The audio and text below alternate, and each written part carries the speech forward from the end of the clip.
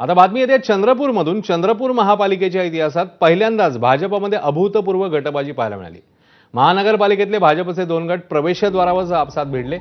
चंद्रपूर महापालिकेची आमसभा रद्द करण्याच्या मुद्द्यावरून हा राडा झाला होता। दोन्ही गटांचे नगरसेवक बराच वेळ महापालिकेत सुरू असलेल्या गोंधळानंतर या नगरसेवकांनी आणि समर्थकांनी सिटी पोलीस स्टेशन गाठलं आणि एकमेकांविरोधात तक्रार केली आहे। मुनगंटीवारांच्या गटाच्या वतीने दाखल करण्यात आलेल्या तक्रारीमध्ये खोटी आणि दिशाभूल करणारी माहिती पसरवणं, शासकीय कामकाजात अडथळा आणणं, शासकीय कामात हस्तक्षेप करण्यासारखे आरोप करण्यात आले। तर दुसरीकडे जोरगेवार गटाच्या वतीने त्यांच्यावर हल्ल्याचा प्रयत्न झाल्याचा आरोप मुनगंटीवार गटावर करण्यात येतो।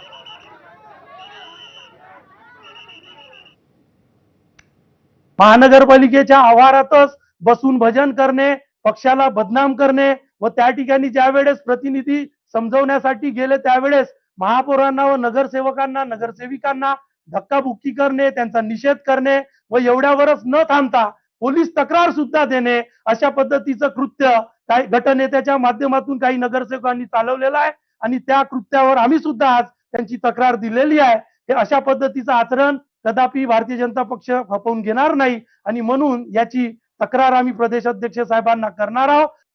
महापौरांना सद्बुद्धी दे म्हणून भजन केलं। महापौरांना भेटायला गेलो तेव्हा त्यांनी काही बॉक्सर, काही गुंड लोक आणि काही तडीपार प्रवृत्तीचे लोक असे त्यांनी 100 लोक आणून ठेवलेले होते। आमचं भजन झालं। आम्ही मीडियाला बाईट देत असताना 50-60 जण आले। राहुल पावडे, अजय सरकार, चांद पाशा ते नगरसेवक नव्हते कित्येक, आणि त्यांनी आमच्यावर अंगावर येणं सुरू करून दिलं, म्हणून राडा झाला। दरम्यान कार्यकर्ते समोरासमोर आल्याचं मला माहिती नाही, अशी प्रतिक्रिया मंत्री सुधीर मुनगंटीवार यांनी दिली आहे।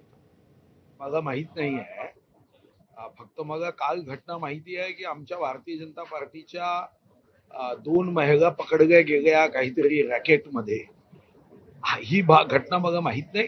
असं काही झालं असेल तर सन्माननीय रवींद्र चव्हाणजी, सन्माननीय देवेंद्र फडणवीसजी लक्ष देतील, कारण आता सध्या त्यांचं लक्ष तिथं जास्त आहे, तर ते लक्ष देतील। तुम्हालाही माहिती आहे की आता आमच्याकडे पक्षामध्ये जे तुम्ही लोक घेता त्यामध्ये आता छोटी छोटी बालकं विकल्या जात आहे। आता आमच्या देवेंद्रजींना जे अपेक्षित असेल तसं घडेल। विधानसभेमध्ये आज एक वेगळाच वाद